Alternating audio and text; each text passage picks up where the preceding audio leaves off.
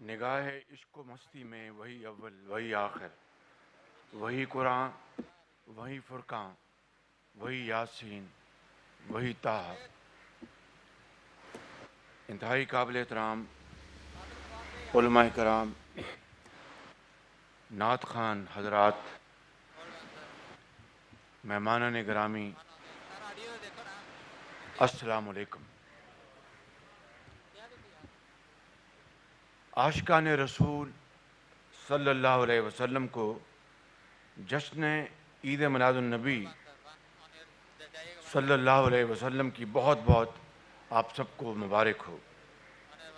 آج بہت برکتوں والا دن ہے اور سعادت والا دن ہے۔ یہ اللہ تعالیٰ کی انسانیت کی اوپر عظیم مہربانی، رحمت اور عنایت کا دن ہے۔ رحمت خداوندی جب جوش میں آئی اور نبی اکرم صلی اللہ علیہ وسلم کو اس دنیا میں انسانیت کی ہدایت اور فلاح کے لیے بھیجا، آج ہم اس ہستی کو سلام عقیدت پیش کرنے کے لیے یہاں پر حاضر ہیں، جن کی تعریف میں قرآن کریم خود اللہ تعالیٰ فرماتے ہیں، بے شک اللہ تعالیٰ اور اس کے فرشتے آپ صلی اللہ علیہ وسلم پر درود و سلام بھیجتے ہیں، تو اے لوگو جو ایمان لائے ہو، تم بھی نبی کریم صلی اللہ علیہ وسلم پر درود و سلام بھیجو۔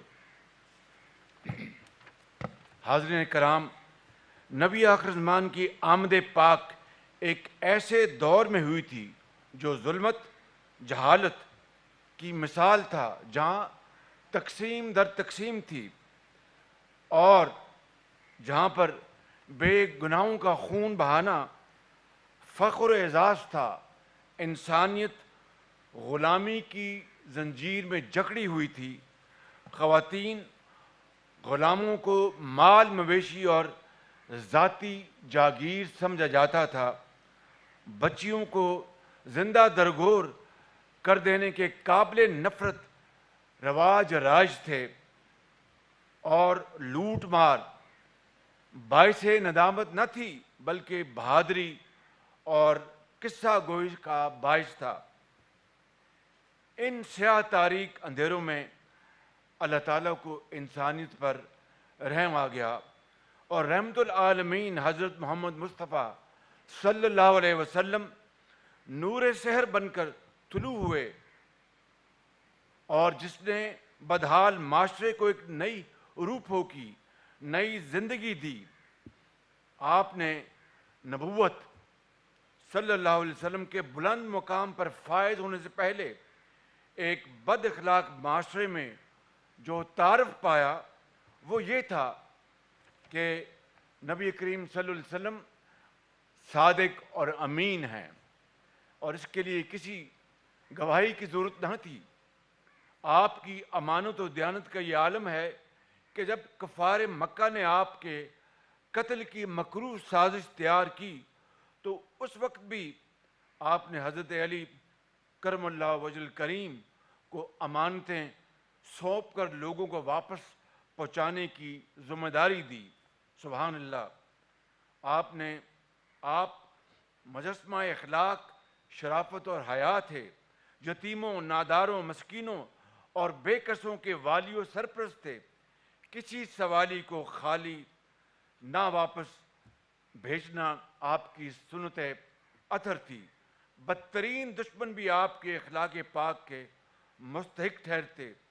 خون کے پیاسے بھی دعا پاتے اور رحم سے فیض یاب ہوتے۔ آقا کریم نے فرمایا، اللہ کے نزدیک روز قیامت لوگوں میں سب سے برا وہ ہے جسے اس کی بد کلامی کی وجہ سے لوگ اس کو چھوڑ دیں گے۔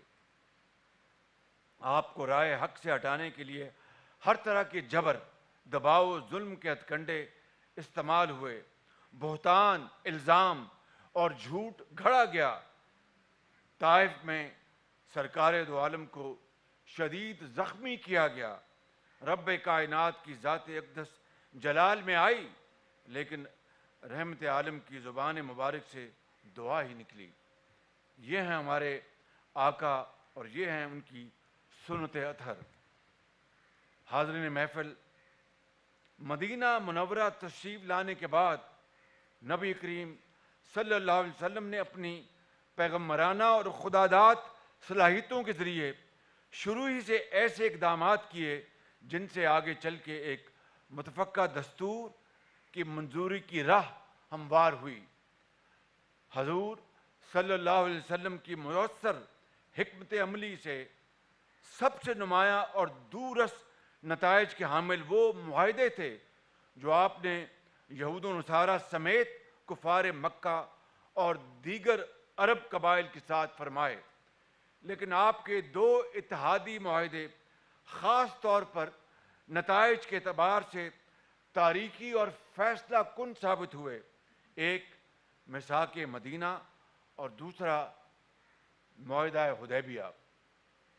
محققین کا یہ کہنا ہے کہ یہ اتحاد مذہبی بنیادوں پر نہیں بلکہ سماجی بنیادوں پر قائم ہوا تھا۔ سکالرز کے نزدیک میثاق مدینہ اولین دستور کی حیثیت رکھتا ہے۔ مدینہ کی ریاست سیاسی اور مذہبی آزادی کی ایک بہترین مثال تھی۔ مذہبی آزادی میں یہ بھی شامل تھا کہ کسی غیر مسلم کو جبراً مسلمان نہیں بنایا جائے گا، انہیں بلا وجہ تنگ نہیں کیا جائے گا، ان کی املاک کو نقصان نہیں پہنچایا جائے گا، ان کے جان و مال کی بھرپور حفاظت کی جائے گی اور فتنہ اور فساد کو قوت کے ساتھ ختم کیا جائے گا۔ حاضرین کرام، مدینہ منورہ میں انصار مدینہ نے مہاجرین مکہ کے صرف دکھ ہی نہیں بانٹے بلکہ اپنی جائیداد اور مال بھی بانٹا۔ یہ عظیم جذبہ آقا محترم کی قیادت، بے مثال عظیم قیادت اور تربیت کا نتیجہ تھا۔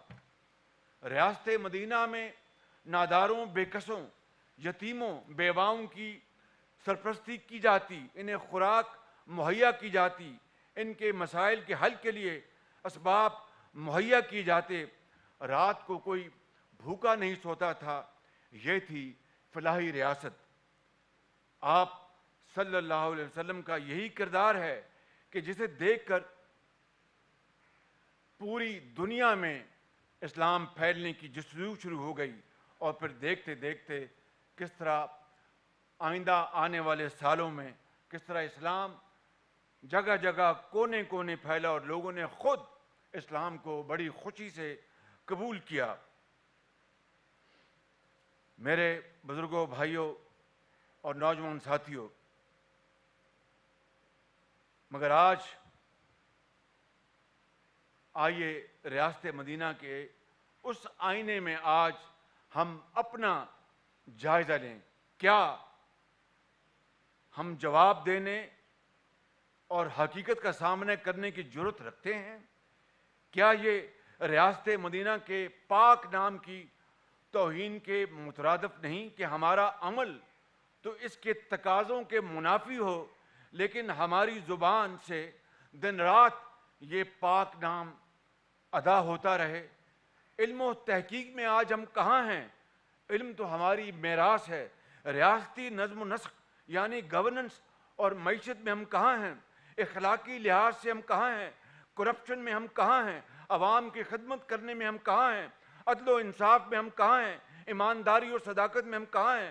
یہ ہے وہ چکتے ہوئے سوالات جو آج پوری قوم آج مجھ سے اور ہم تمام ساتھیوں سے پوچھ رہی ہے، سوالیہ نشان بن کر ہماری طرف دیکھ رہی ہے۔ آخر کب تک ہم روایتی تقریریں کرتے اور سنتے رہیں گے؟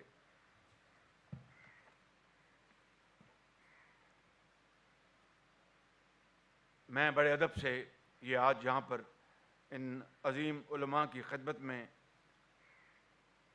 جن کی جوتیوں میں بیٹھنا میں اپنی سعادت سمجھتا ہوں، یہ عرض کرنا چاہوں گا کہ مثال ریاست مدینہ کی، لیکن عام شہری تو دور، عدالت اور جج کو بھی ہم جواب دینے پر تیار نہ ہوں۔ کوئی حساب مانگ لے تو اس پر رقیق حملے کریں۔ کیا عدل و انصاف کے تقاضے آج وہی ہیں جو ریاست مدینہ میں تھے؟ کیا طاقت اور کمزور واقعی قانون کے نیچے ہیں؟ ریاست مدینہ میں قانون کے سامنے سب برابر تھے۔ کیا ہمارے معاشرے میں عدل کے سامنے سب برابر ہیں؟ بہتان، جھوٹ اور تہمتیں لگا کر مخالفین کو ناحق قید خانوں میں ڈال دیا جائے، کیا یہ طرز عمل ریاست مدینہ کے کسی ماننے والے کا ہو سکتا ہے؟ قوم کے اتحاد کو پارا پارا، معاشرتی تانے بانے کو ادھیڑ کر رکھ دیں اور باتیں ریاست مدینہ کی۔ آج مخالفین کے لیے ایسے ایسے الفاظ بولے جاتے ہیں کہ عقل ورتائے حیرت میں رہ جاتی ہے۔ آج 3 کروڑ 30 لاکھ سیلاب متاثرین تباہی و بربادی کی خاموش تصویر بنے ہوئے ہیں۔ کیا ہمارا جذبہ اور اثار انصار مدینہ والا ہے؟ آج بھی بعض لوگ سیلاب زدگان کو اپنے گھروں میں آباد کاری سے زیادہ انہیں اپنی سیاست پیاری ہے۔ وہ وقت بانٹنے کو تیار نہیں، وسائل تقسیم کرنے کو تیار نہیں۔ میرا گھر تو ریگولرائز ہو جائے اور دیگر گھر گرا دیے جائیں، کیا یہ ریاست مدینہ میں ممکن تھا؟ بیت المال یا توشہ خانہ ذاتی کمائی کا ذریعہ بن جائے، کیا ریاست مدینہ میں اس کا تصور تھا؟ دستور کو نہ ماننے، قانون کو نہ مانے، عدالت کو نہ مانے، کیا ریاست مدینہ میں اس کا تصور ہو سکتا تھا؟ حاضرین محفل، ریاست مدینہ نے لوگوں کے معاشی بوجھ ختم کیے۔ یہی وجہ تھی کہ زکوٰۃ دینے والے تو موجود تھے، لیکن زکوٰۃ لینے والا ملتا نہیں تھا۔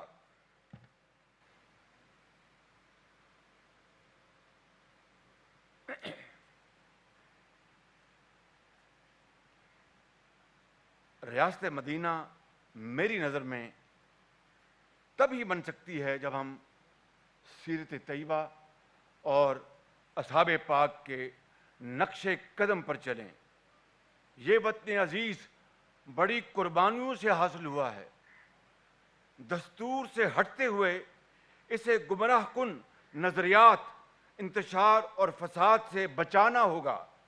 ایمان، اتحاد اور تنظیم کے سبق پر واپس آنا ہوگا۔ اللہ تعالیٰ نے ہمیں آزادی کی نعمت اور پاکستان کی شکل میں ایک نادر موقع عطا فرمایا ہے۔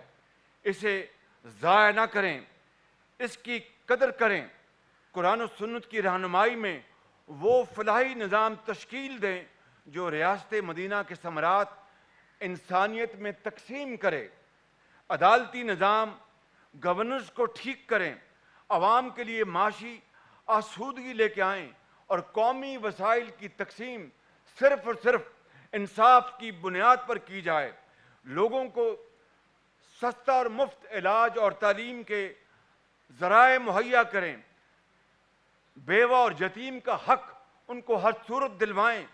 ایک دوسرے کا احترام کریں، سلیقے اور ادب سے مکالمہ کریں، جیسا آقا کریم نے ہمیں حکم دیا تھا۔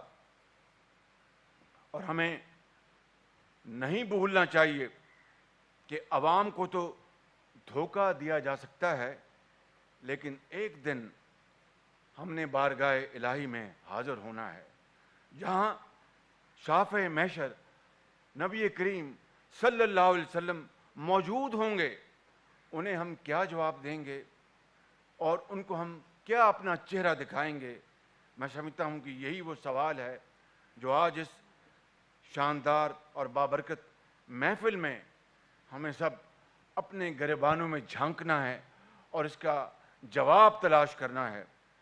محسن انسانیت اور ان کی آل پر لاکھوں کروڑوں درود و سلام۔